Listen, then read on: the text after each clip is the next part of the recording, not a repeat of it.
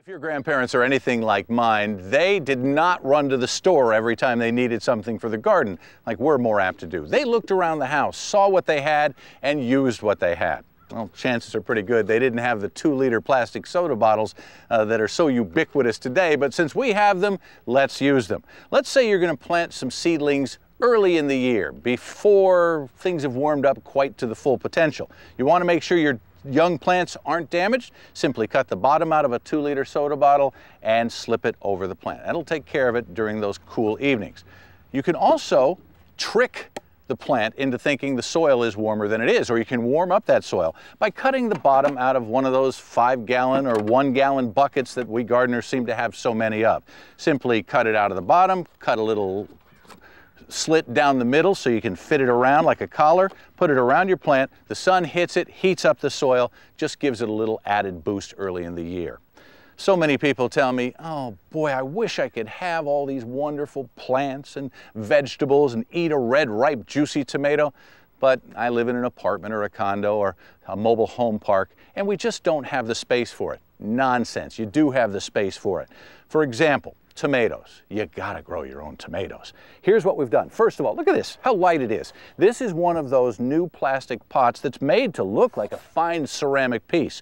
We've added a very light soil mix. It's peat moss, mostly peat moss, and then to that you want to make it a 50-50 mix of peat moss and compost. That compost is going to give your tomato plants a nice gentle feeding throughout the season.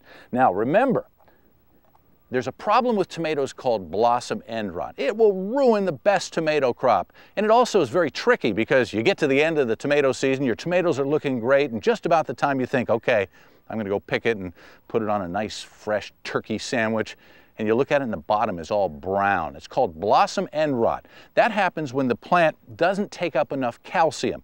And there's 2 reasons it can do that. Either it's not able to get water into it, or it's not being watered enough.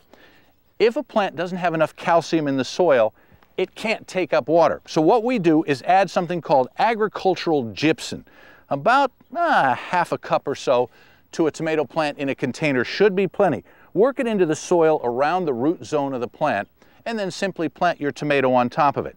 Tomatoes are different than a lot of other plants in that they don't mind being buried well up on their stem. The general rule when you're transplanting plants is never to allow the soil where the plant is being planted to be any higher than it was in the pot in which you bought it.